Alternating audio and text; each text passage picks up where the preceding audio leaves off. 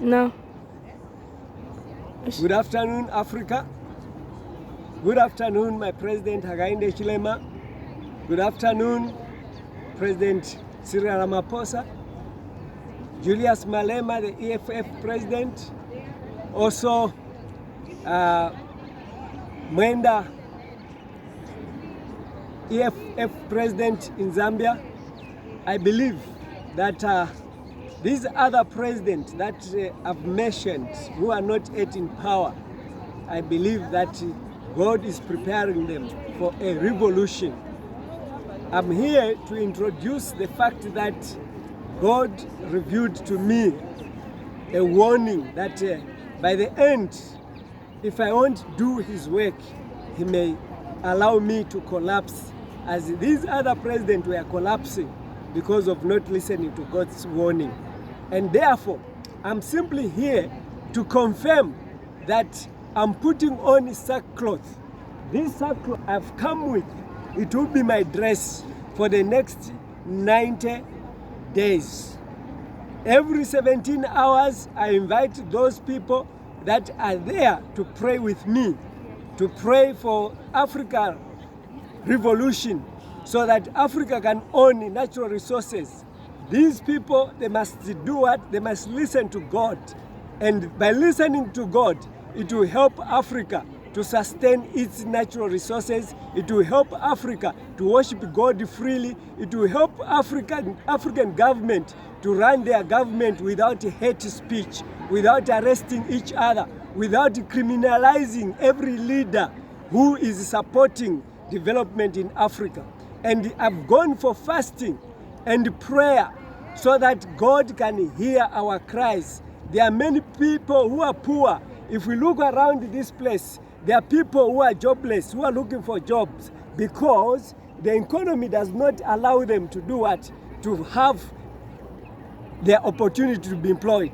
It is my prayer that God can give us an answer by the end of 90 days, as I'm going to embark on preaching the gospel of God. Here, I'm actually taking out my clothes, putting on sackcloth.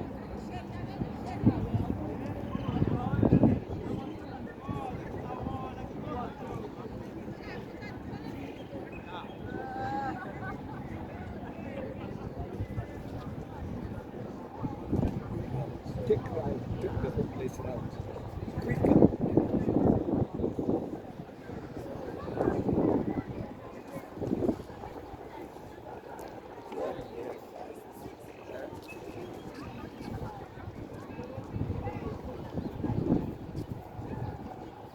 When God is speaking, He would need us to obey His will.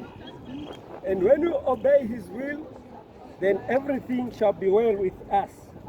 Right now, I want to put on sackcloth in order for me to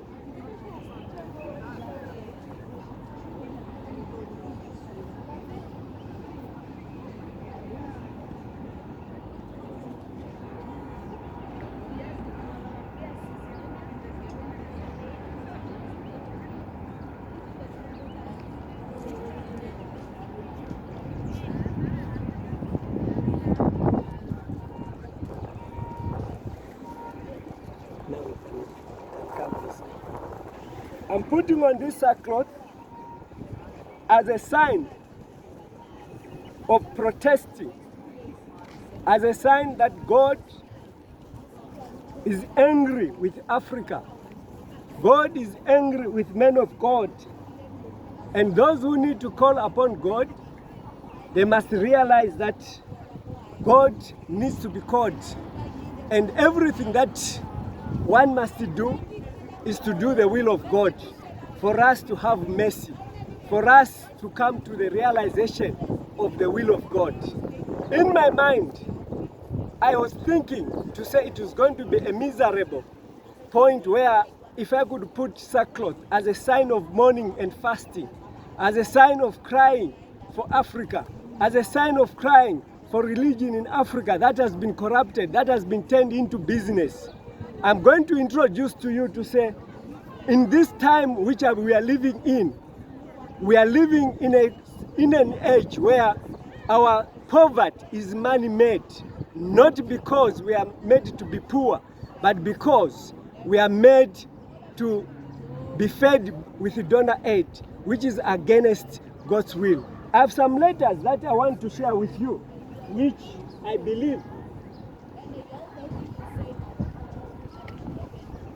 during this time of the 90 days national prayer, I want to say I have this first letter, this first message I wrote to Dr. Kenneth Kaunda. When I wrote this letter to Dr. Kenneth Kaunda, I told him about the rise. The rise starts from bondage. When you start with your life, with suffering bondage, spiritual faith, stage number 2, courage, stage number 3, liberty. When you achieve liberty, then abundance follows. When abundance follows, then falling starts also with abundance. Compliance. Africa has reached at a point where we are complying, and we have finished this stage. Apathy, where we find that there is all these allegations against each other, and we find that we also come to dependence. Dependence is where we are feeding based on donor aid. When we are feeding on donor aid, there comes bondage, and we are on bondage again. When our forefathers, the Dr. Kenneth Kaunda, fought for independence, they fought independence because they realized that they were under colonial masters. But this colonial master dependence has come in a different way, which God has given me an ability to understand and to diffuse and to expose that when we depend on donor aid, we go back to slavery. And this slavery must be fought by a government of Africa which is united. Therefore, I'm praying for Tara Ibrahim of Burkina Faso, who has started a journey that was started by Moses, who actually called upon the children of Israel to leave slavery and go to a point where they would enjoy the blessings of God. And today, we are living comfortably in our homes. If you are privileged to be a politician, and when truth is preached, you come to claim to say, no, it's preaching hatred. Like the way the kings of old, Herod killed Jonah, the prophet, John the Baptist, because he was preaching the truth, because he grabbed the brother's wife. And when the daughter danced, the mother told the daughter to say, can you ask for the head of John the Baptist as a token, as a birthday gift? So evil is actually appreciated today in the similar manner the way it was appreciated in the days of old. So this letter, we are going to be looking into it, as I wrote it to Dr. Kenneth Kaunda, as evidence that the prophecies that I'm talking about, they are not made today. They are made some years back. All these papers that I'm writing, they can be subjected to screening, to foretell when was these letters written. And through these 90 days, I'll be able to be discussing about these letters. Therefore, I want to appeal to you to say, the second letter of prophecy that I wrote many letters that I would need to share during these 90 days of National Prayer for Africa Revolution under Captain Ibrahim. I want to show you to say, before the death of Edgar Lungu, who has died in fulfillment of prophecy, there's this letter that was served in his office that I wrote. And in this letter, I actually stated that there is no peace in your going unless a life-changing prayer is made. And when I served this letter, I believed that it was so urgent, and this is how I will read it. I said, dear former President Lungu, I present myself before you as God sent to speak to you through a revelation that there is no peace in your goings. It is at your permission to accept God's warning and call for a prayer to change the predicament. Give me a video call urgently. Yours faithfully, Alex Masuka. This is where the stamp of Patriotic Front is, to prove that it was saved. I want to pray that when I'm talking about PF restoration, I'm talking something God revealed to me in a vision. I'm talking of something that I know that it can only happen when they submit themselves for a life-changing prayer, when they commit themselves to protect the ministry. I want to believe that President Michael Sata died in fulfillment of prophecy. And when I wrote this letter where I said PF restoration, Psalms 127, I actually outlined the rise of Lungu to say I saw him smoking cigarette and he gave it to another person. When he smoked it, he developed wounds, and that wounds led him to death. This is where I would read some of these paragraphs. Let me read here. I said, the Republican First Lady, Ms. Christian Kaseva, State House. The date was 14th February 2012. Then, dear madam, PF must be restored. Why did I say PF must be restored? Because God revealed to me that President Sata by then was already killed, had already died. And I called Mrs. Sata as a widow, which offended her because she didn't understand that the husband had already died. And today, when I want to say that I saw Edgar Lungu rise into power before he became president, I'm basing on this letter, which I wrote, the revelation. So I want to tell you to say,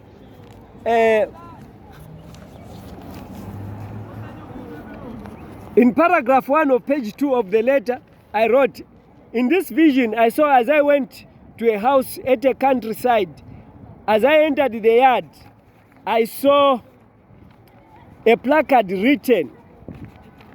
I saw a placard planted on a lawn, grass written, PF must be restored, Psalms 127. And when I went at the back of the yard of that farmhouse, I found the president in a room busy smoking, and his bodyguards stopped me. But when he saw me, he stopped smoking and he gave the cigarette to one man who stood on my left-hand side. And when this man smoked the same cigarette, he immediately developed small wounds around his face and body. Then this man attempted to give another man on my right-hand side, and I stopped him from smoking the same cigarette. I watched the president walk into the front of the house without speech, and then I broke out of the vision.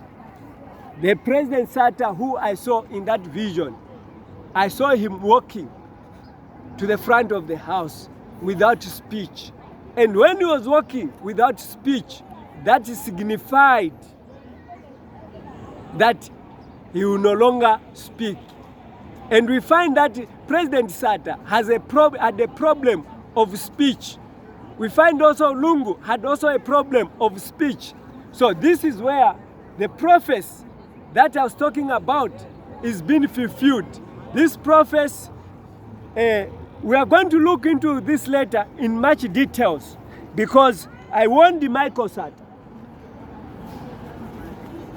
After I won, 26 September 2011, I wrote a letter to him. Congratulations for winning the 2011 election in fulfillment of the prophecy. How are you and the family? I'm blessed and humbly pleased to,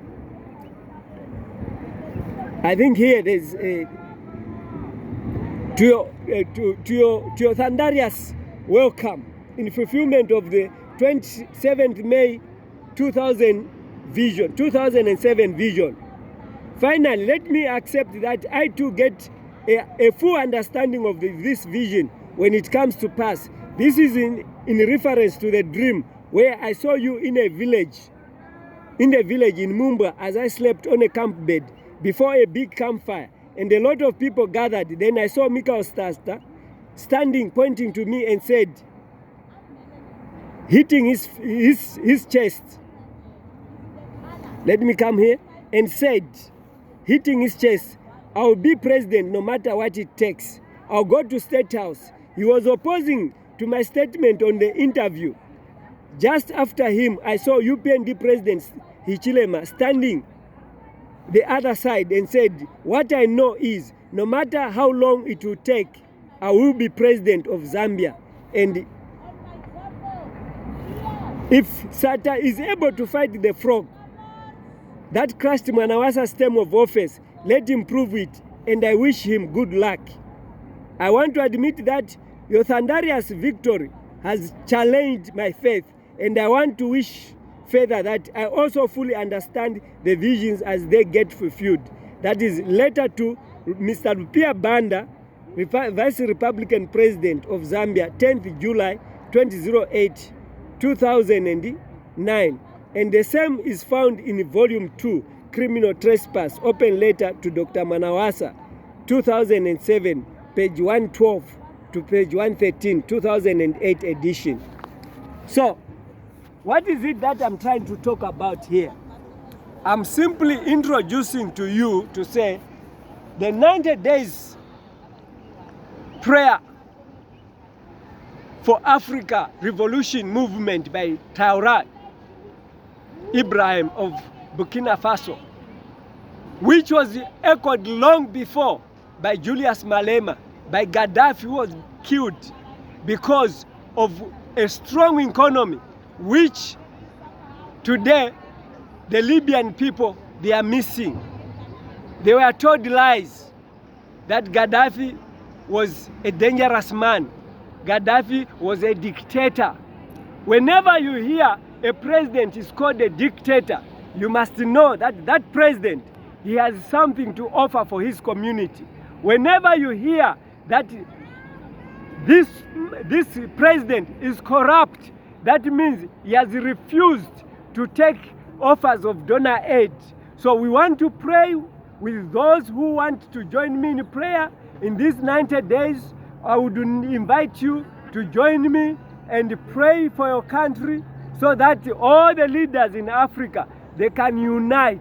When we have one parliament with one president who I can call a king, or who I can call a queen, who I can call a king of Africa, and these other presidents, they can be either governors or prime ministers, whatsoever, that will give Africa a strong standing in world economy.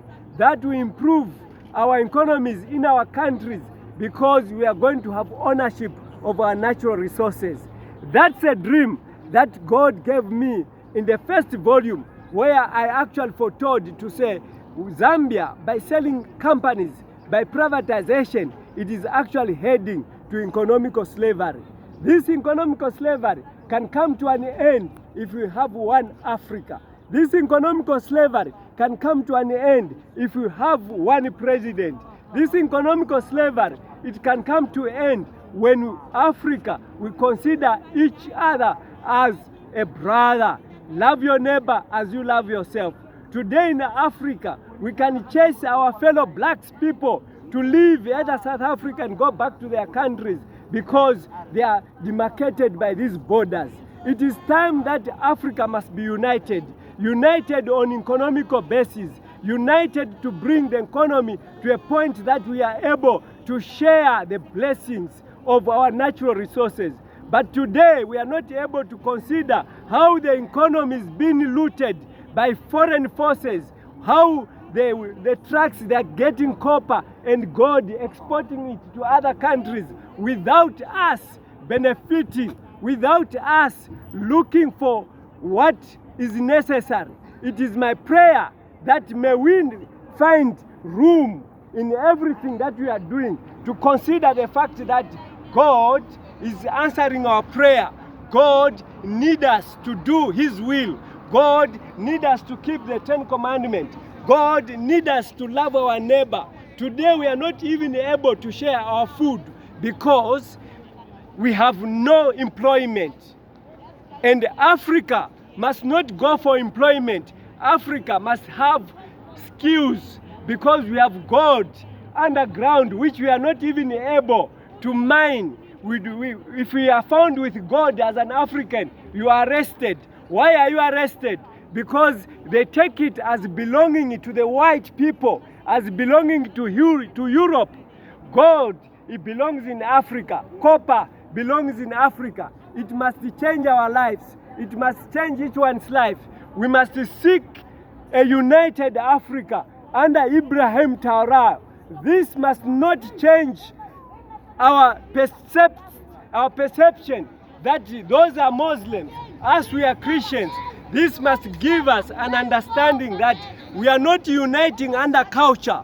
We are not uniting under anything that we believe, but we are uniting to control our resources. We are uniting to control our minds. We are uniting to control our religion. It must not be infiltrated with Catholicism, where we are taking money from Africa. When we give offering, we are told the offering is going as far as America.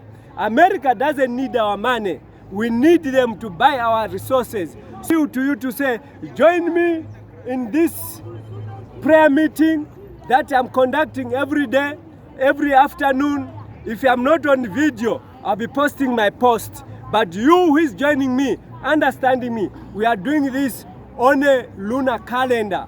Today is the 29th day, is the Sabbath of the 4th month. Tomorrow we are going to have a new moon, which is not a day that we count, but it's the first day of the month. Thereafter, after the moon, the first crescent moon, it will give us the first day of the week. The first half moon, it will give us the first 7th day. The full moon, it will give us the second 7th day. Another half moon, it will give us the 37th day. The last crescent moon from the east, it will give us the 4th 7th day of the month. So every Sabbath, the true Sabbath of creation, which is given by the book of prophets, according to Genesis chapter 1, verse 14, God created the two greater lights and the stars to give us signs for days, for months, for years, and for seasons. And this is the seasons, and this is the month, and the weeks that we are going to be following according to the moon calendar. Follow me on Facebook, and follow me on YouTube, and support this gesture by buying the books that I'll show you, that are already there on YouTube.